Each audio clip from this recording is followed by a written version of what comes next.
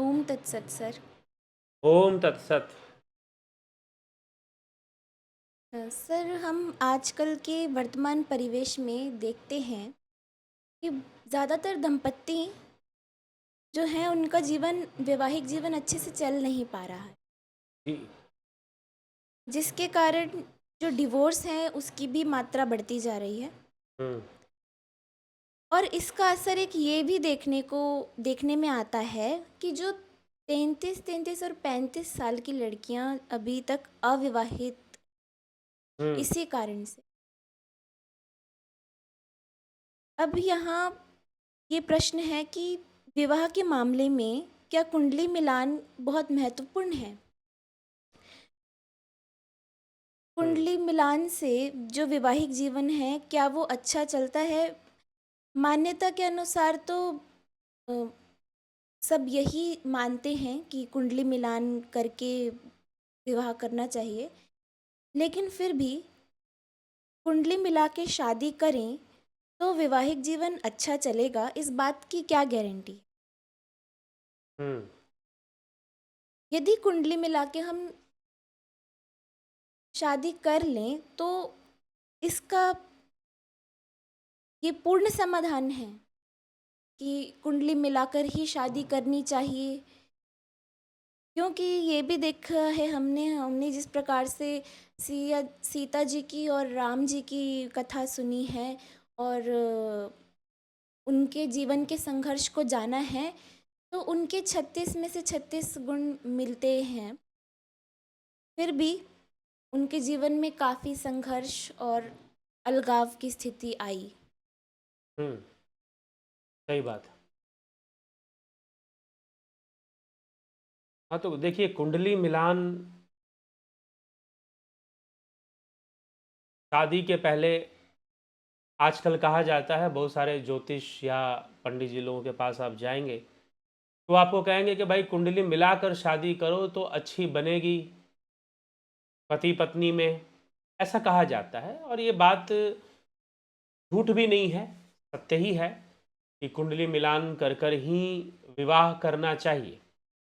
ज्योतिष का विषय है यह, जिसको आज हम समझने का प्रयास कर रहे हैं। देखिए, सबसे बड़ी बात क्या है कि वैवाहिक जीवन अस्त व्यस्त हो रहा है, और वह क्यों हो रहा है इसको भी समझना है, क्योंकि सामाजिक परिवर्तन बहुत प्रकार के आ चुके हैं। पहले का जो समाज था, आज से 30 साल पहले, 40-50 साल पहले, या उससे भी पहले थोड़ा हम लें, तो समाज कैसा था कि ज़्यादातर महिलाएं गृहिणी होती थी, वो घर में ही रहती थी।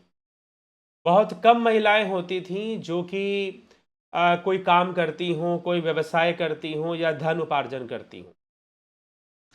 वो गृहिणी रहकर घर में जो है काम करना, घर के काम करना, खाना बनाना, झाड़ू पोछा करना और घर को संभालना, सबके खाने पीने का ख्याल रखना, तो एक बहुत बड़ा कर्तव्य उनको मिलता था घर संभालने का, और वो काम वो करती थी। ऐसा पाया गया है। तो इसलिए जो महिलाएं हैं वही कार्य किया करती थी। तो अब विवाह हो गया, विवाह कुंडली में जो गुण मिलान की जो प्रक्रिया है, 36 गुण मिलाए जाते हैं। तो मिलान हुआ, नहीं हुआ, विवाह हो गया, चल गया, अच्छा चल गया, और बहुत सारी दूसरे प्रकार की समस्याएं होती थी। पहले बहुत लोगों के बीच में दूरियां थीं। कई बार तो मैंने ऐसे पुराने लोगों से मैं मिला हूं जो कि ये कहते हैं कि 17 साल की उम्र तक, 18 साल की उम्र तक तो हम अपने गांव से बाहर ही नहीं निकले। ऐसे भी लोग रहे हैं बताने वाले। लेकिन आज तो कहीं भी दुनिया में आप कहीं भी चले जाओ, जाना बड़ा आसान हो चुका है। भारत देश के अंदर किसी शहर से किसी शहर में जाना, किसी राज्य से किसी राज्य में जाना तो बहुत दूर की बात है। बल्कि अ, जो है, विदेशों में भी आपको अमेरिका जाना है, इंग्लैंड जाना है, जर्मनी जाना है, अफ्रीका जाना है, ऑस्ट्रेलिया जाना है, तो आप पहले की तुलना में बहुत आसान हो चुका है जाना। सुविधाएं भी बहुत बढ़ गई हैं। थोड़े पैसे हैं आपके पास तो आप विदेश का टूर लगा के बड़े आराम से आ सकते हैं। लेकिन पहले ये सब कर पाना इतना आसान नहीं था। गांव से बाहर निकलना भी लोगों के लिए बहुत कठिन था, और लोग बहुत इनसिक्योर फील करते थे, असुरक्षित महसूस करते थे। तो वो एक समय था जहां पर महिलाओं का जो रहन सहन था वो दूसरे प्रकार का था। लेकिन आज वर्तमान में लड़कियां बहुत कुछ कर रही हैं, अपने पैरों पर खड़ी हो रही हैं, अपना पैसा खुद कमा रही हैं। पति छोड़कर जाना चाहता है तो छोड़ के चला जाए, हम तो पैसे के मोहताज है नहीं। वो अपनी अर्निंग भी कर रही हैं, अपनी जॉब भी कर रही हैं, ऐसी बहुत सारी चीजें चल रही। ठीक है, तो इसीलिए परिवर्तन बहुत आ चुका है। तो वैवाहिक जीवन अस्त व्यस्त होने का, तलाक होने का या शादियां टूटने का एक कारण यह भी है।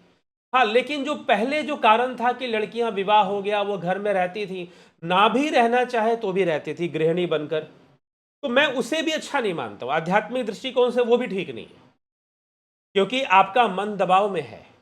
आपका मन जो है एक गुलामी की तरह महसूस कर रहा है, दबाव में महसूस कर रहा है, तो वो भी बंधन है, वो भी मुक्ति का आधार तो बनेगा नहीं। तो आध्यात्मिक उन्नति वहां भी फिर नहीं होनी है। तो इसीलिए पहले महिलाएं घरों में रहती थी, चार दीवारी के अंदर रहती थी, अपना खाना बनाती थी, और गलत चीजें तब नहीं होती थी, तब भी होती थी, लेकिन बातें फैलती नहीं थी। आजकल कोई भी बात बड़ी आसानी से फैल जाती है, कोई भी चीज बहुत जल्दी वायरल हो जाती है। तो इसलिए ये सब समय बदल चुका है।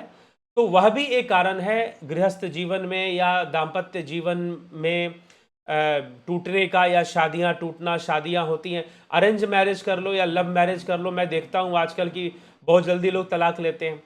2 साल बाद, साल भर में भी कुछ लोग तलाक ले लेते हैं। ऐसी सिचुएशंस आपको बड़े बड़े शहरों में देखने को मिल जाएंगी। अब गांवों में भी ये सब शुरू हो चुका है। गाँवों में भी ये सब शुरू हो चुका है। पहले तो लव मैरिज नामक कोई चीज़ गाँवों में होती ही नहीं थी, लेकिन अब गाँवों में भी ऐसी घटनाएं आसानी से सुनाई देती हैं या मिल रही हैं। तो ये सब चीज़ें थी। हाँ, आध्यात्मिक दृष्टिकोण इस मामले में कहें तो आज जो समय चल रहा है वो भी सही नहीं है, और एक दबाव के अंदर एक महिला को रहना पड़ता था वो भी सही नहीं था, क्योंकि हमारे इतिहास में एक से एक नारियां हुई हैं, वीरांगनाएं हुई हैं। ठीक है, तो उनका भी आदर्श हमें लेना चाहिए महिला के संदर्भ में, स्त्री नारी के संदर्भ में। तो हमें ये बात समझने की आवश्यकता है। तो अब बात आते हैं कि चलो भाई, दाम्पत्य जीवन नहीं चल रहा है, दोनों की नहीं बन रही है, तो दोनों अलग हो जाते हैं, डाइवोर्स ले लेते हैं कोर्ट से जाकर, जिसको तलाक भी कहा जाता है। वैसे तलाक अलग शब्द है, तलाक का मतलब अलग है, डाइवोर्स का कानून अलग है।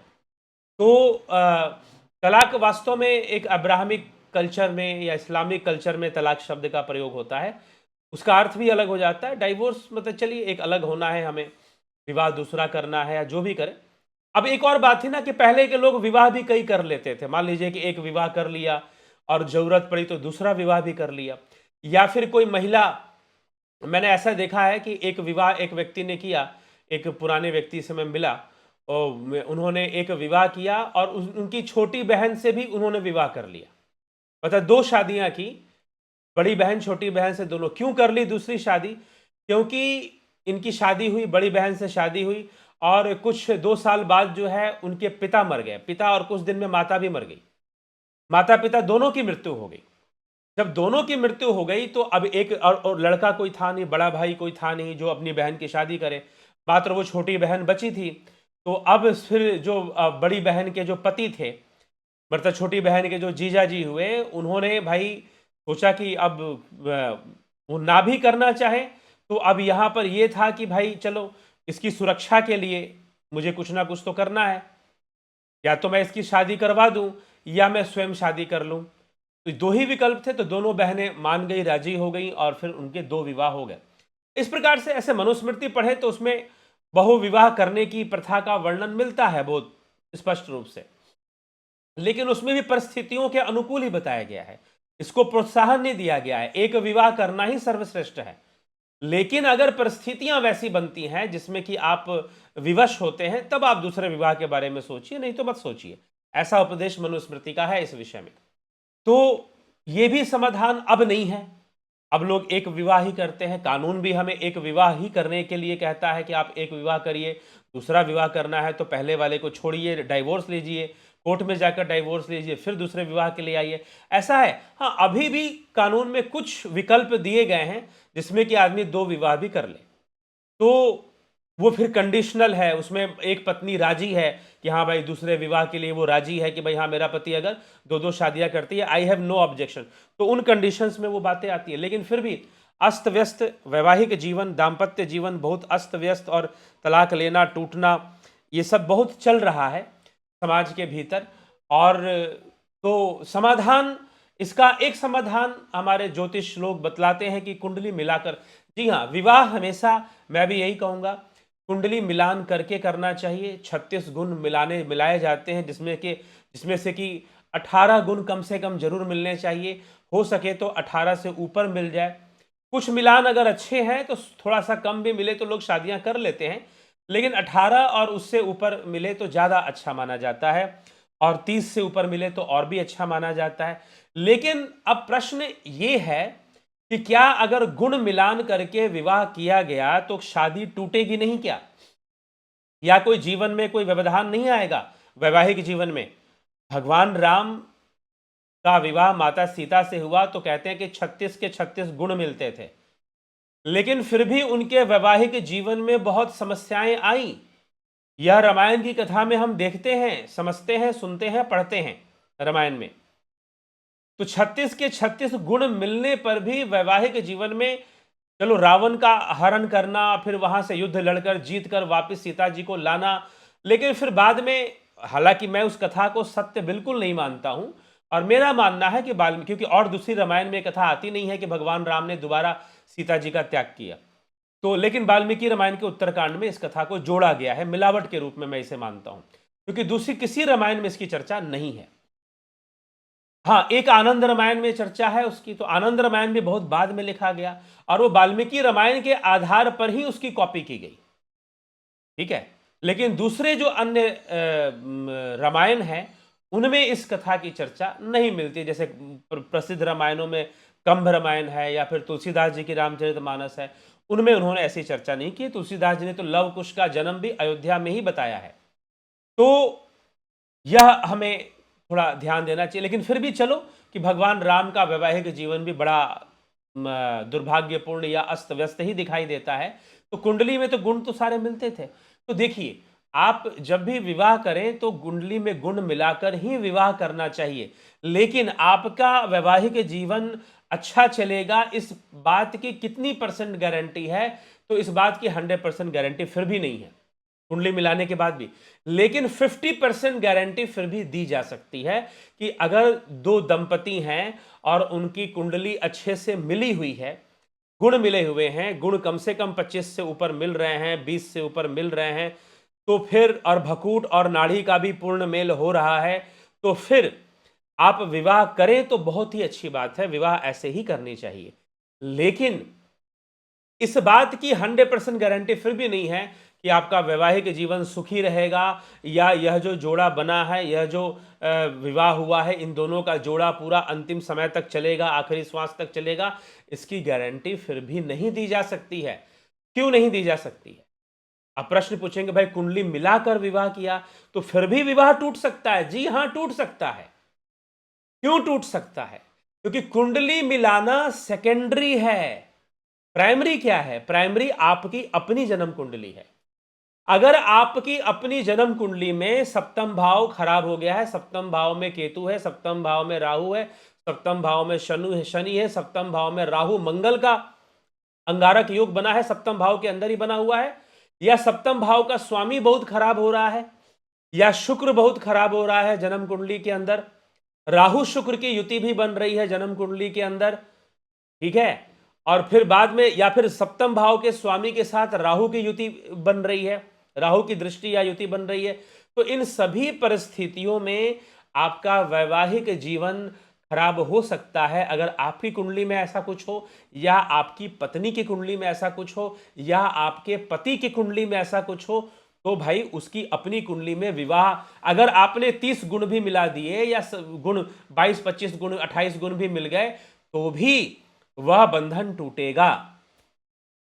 तो प्राथमिकता, कुंडली मिलान एक अच्छी बात है, कुंडली मिलाकर विवाह करना, लेकिन कुंडली मिलान की प्राथमिकता नहीं है। प्राथमिकता आपकी अपनी जन्म कुंडली की है कि आपकी जन्म कुंडली के अंदर कैसे योग बने हुए हैं। अगर बहुत खराब योग बने हैं, हां, अगर विवाह भाव पर गुरु की दृष्टि, मैं देखता हूं कि कई कुंडलियों में राहु बैठा है, केतु बैठा है, शनि या शनि मंगल का योग विवाह भाव में ही जाके बन रहा है, या कुछ इस तरह से विवाह घर का, लेकिन अगर विवाह भाव पर गुरु की दृष्टि होती है तो कहीं ना कहीं वो शुभ परिणाम जरूर देने लग जाता है, उस विवाह की रक्षा करने लग जाता है। गुरु की दृष्टि से उस विवाह की रक्षा भी होती है। ठीक है, तो ऐसा भी देखने में आया। तो प्राथमिकता किसकी है? प्राथमिकता कुंडली मिलान की नहीं है, प्राथमिकता पर्सनल कुंडली की है, या जिससे आपका विवाह हो रहा है उसकी पर्सनल कुंडली में क्या है, कैसे योग, विवाह के कैसे योग बन रहे हैं। ठीक है, विवाह के कैसे योग बन रहे हैं, उसमें आपको ये चीज देखने को मिलेगा। तो इसीलिए उसको हम पहले देखेंगे, बाद में कुंडली मिलाकर आप शादी कर लो। शादी कुंडली मिलाकर ही करो तो ज्यादा अच्छा है, ज्यादा बेहतर होगा। लेकिन जिनकी कुंडली में कुछ ग्रह खराब होते हैं तो ज्यादातर पाए जाते हैं उनकी शादियां भी अस्त व्यस्त तरीके से हो जाती हैं, जल्दबाजी में हो जाती हैं। कुछ शर्त या कुछ ऐसी कंडीशन बन गई, मजबूरी आ गई कि चलो विवाह तो अब करना ही पड़ेगा। कुछ भी हो सकता है, मजबूरी। तो उस व्यवस्था में वो फंस जाते हैं और विवाह करने के लिए विवश हो जाते हैं, ऐसी परिस्थितियां उनकी बन जाती हैं। तो बेचारे फिर विवाह कर लेते हैं, लेकिन वो विवाह कुंडली मिलाकर नहीं होती है। तो पता चलता है कि उनको पत्नियां भी फिर वैसे ही मिलती हैं जो कि जिनके साथ मिलान नहीं हो सकता।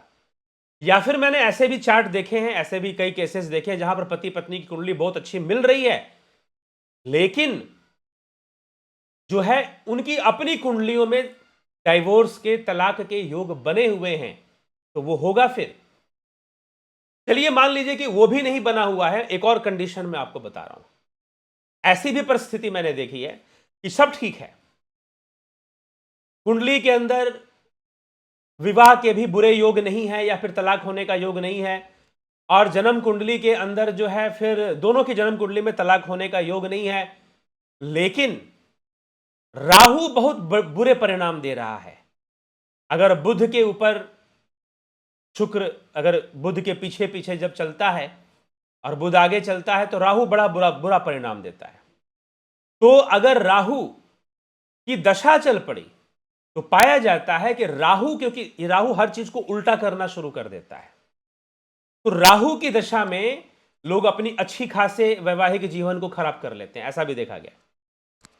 और कहीं से राहु जो है प्रभावित कर रहा है सप्तम भाव के ग्रह को या सप्तम भाव को, तो पाया जाएगा कि राहु की दशा में वो अपने वैवाहिक जीवन को स्पॉइल कर लेंगे, खराब कर लेंगे। हो सकता है डाइवोर्स भी ले लें उस समय के लिए। बाद में भले राहु की दशा जब शांत होगी तो पछताएंगे, वो एक अलग बात है, मिस्टेक तो उनसे होगा। तो यह चीज है। और इसीलिए सच्चाई क्या है कि मनुष्य को आध्यात्मिक अगर सोच रखे और वो समझ ले कि कोई रिश्ता मुझे पूर्ण नहीं कर सकता। लोग रिश्तों में पूर्णता ढूंढने लग जाते हैं, कामनाओं की पूर्ति ढूंढने लग जाते हैं, लेकिन कोई रिश्ता मुझे पूर्ण नहीं कर सकता। अगर ये बात समझ में आ जाए, पूर्ण तो मैं अपने भीतर होऊंगा, किसी रिश्ते से नहीं होऊंगा। अगर ये अंडरस्टैंडिंग डेवलप हो जाए, हाँ रिश्ते बने हैं, हम परिवार में आए हैं, रिश्ते बने हैं, तो रिश्तों के प्रति जो हमारा कर्तव्य है वो हमें करना चाहिए। और ज्यादातर जो वैवाहिक रिश्ते होते हैं वो ज्यादातर हमारे पिछले जन्मों के प्रारब्ध से ही हमें भोगने के लिए मिलते हैं।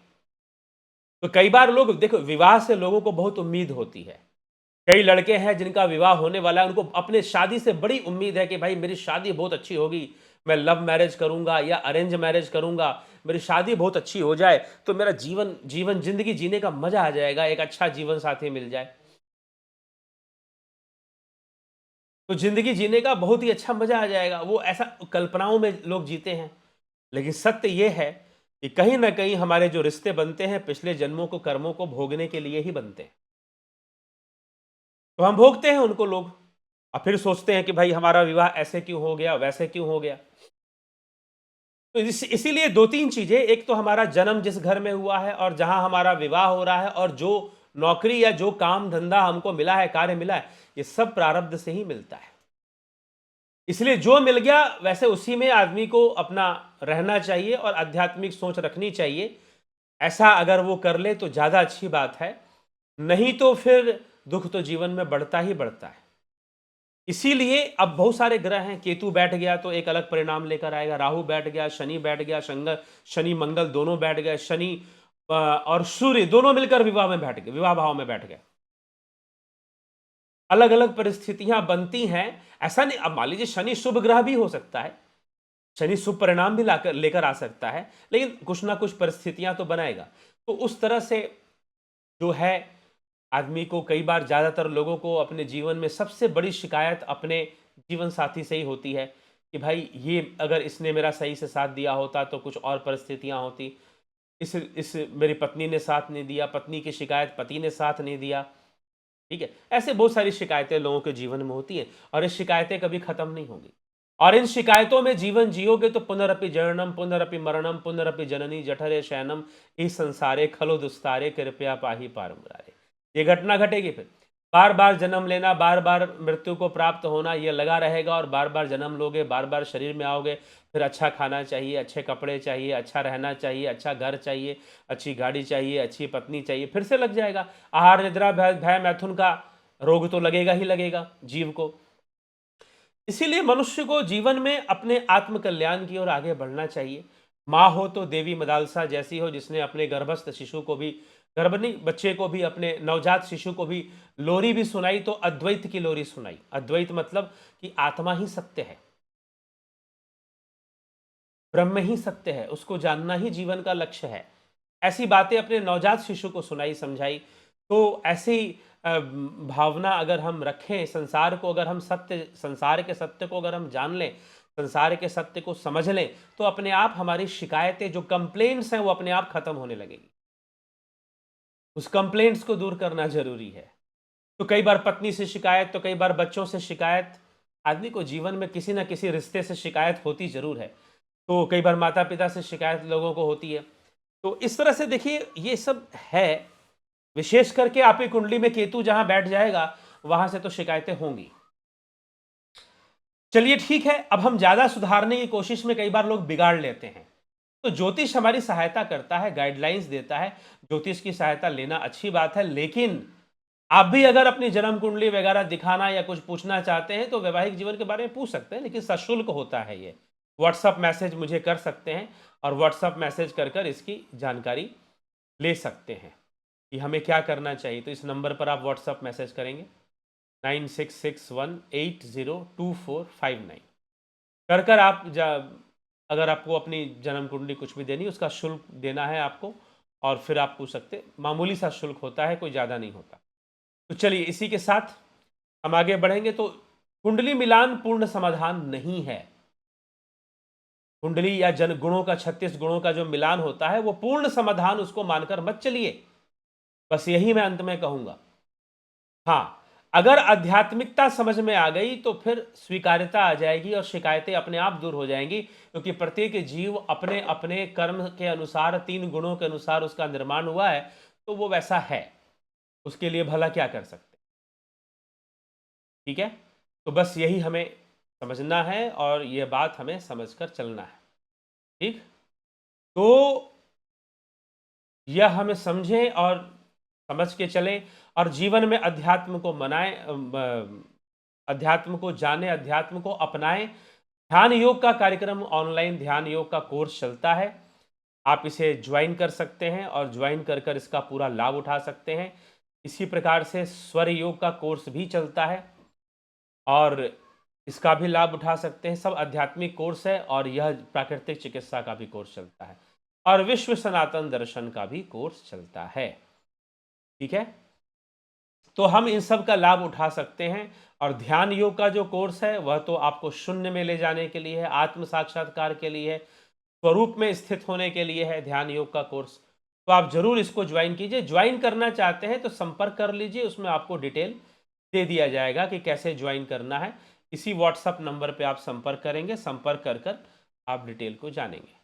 चलिए, तो इसी के साथ आज हम विराम देते हैं इस कार्यक्रम को और अंत में यही कहूँगा कि कुंडली मिलाकर ही विवाह करना चाहिए। लेकिन कुंडली मिला लिया आपने तो अब सब कुछ बहुत बढ़िया चलेगा, फर्स्ट क्लास चलेगा, कोई दिक्कत आएगी ही नहीं, ऐसा नहीं है। ऐसा नहीं है। ठीक है, अगर आपकी कुंडली में वैवाहिक जीवन का दुर्योग है तो फिर वो चीज़ें भी आएंगी, उसको भी तो अपना परिणाम देना है। आपने मिलाकर शादी की, ठीक है, एक सोल्यूशन है, एक बहुत बड़ा सोल्यूशन नहीं है, पूर्ण समाधान नहीं है, लेकिन समाधान है। तो यही मैं इस विषय में कहूँगा। इसलिए बहुत सारे लोगों का जीवन कुंडली मिलाने के बाद भी वैवाहिक जीवन में समस्याएं आ जाती हैं। ठीक है, चलिए इसी के साथ मैं विराम देता हूं आज की चर्चा को, और चैनल को जरूर जरूर सब्सक्राइब करें, वीडियो को आपको सही लगा तो जरूर जरूर शेयर भी करें। ठीक है, बहुत बहुत आभार आप सभी का। ओम तत्सत। ओम तत्सत।